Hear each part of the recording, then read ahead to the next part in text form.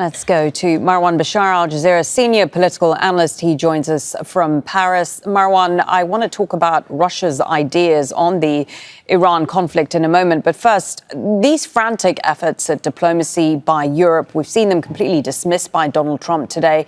Is the US any more likely at being successful on diplomacy? What is your sense of where things are at the moment?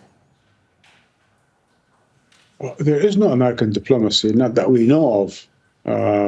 There could be something secretly happening, but I doubt it because the Iranians continue to say that they're not about to involve with the Americans again, not under fire, and not after they were stabbed in the back the way they were when they were supposed to be met up on one Sunday, and it ended up with Israel bombing Iran. Trump needed the Europeans. He doesn't seem to understand that in order to bridge. In situations like that, when you aggress one party and you need to bring them back to the table, you need a mediator. And the Europeans were happily trying to play that role, and then suddenly they were dismissed.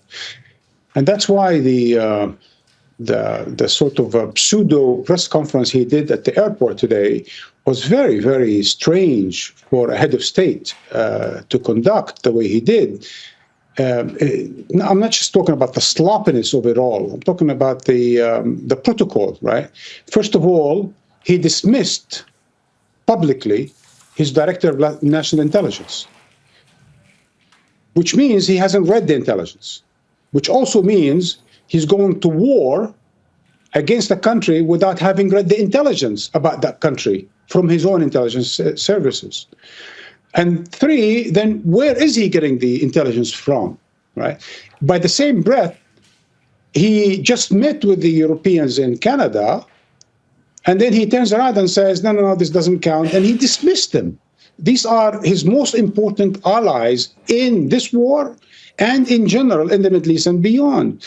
So the fact that he's so dismissive to everyone, except his favorite guy, apparently, the rogue element, the man indicted on war crimes, Mr. Netanyahu, who lies and lies and lies, that is very, very disturbing.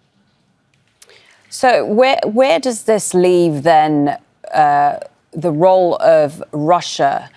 Does it have a role here on the diplomatic front? Russia could have a central role if Trump opens the way for them to play it. And that's for a simple reason that negotiations in general are a reflection of a balance or imbalance of power. America has been looked up to in this very particular situation because it has leverage with Israel. Hence, if you want to bring Israel to the table, if you want Israel to do certain things, make certain concessions, compromises, then you get the patron, in this case, America. If you want to have something symmetrical, then you ask the Russians, who have good relationship with Iran, who have 20-year comprehensive strategic relationship with Iran, who's in fact been aided by Iran in their own war against Ukraine, in order to lean on Iran or to have a channel with Iran so that you have something of a symmetry whereby then Israelis and Iranians could be talked into whatever Putin and Trump has in mind. So Putin does have a role to play, except I think, for the time being, he's not been able to. Marwan, so we have this 2-week window, this self-imposed window by Donald Trump. How carefully is he going to use this time to make a decision? What's at stake here for Washington?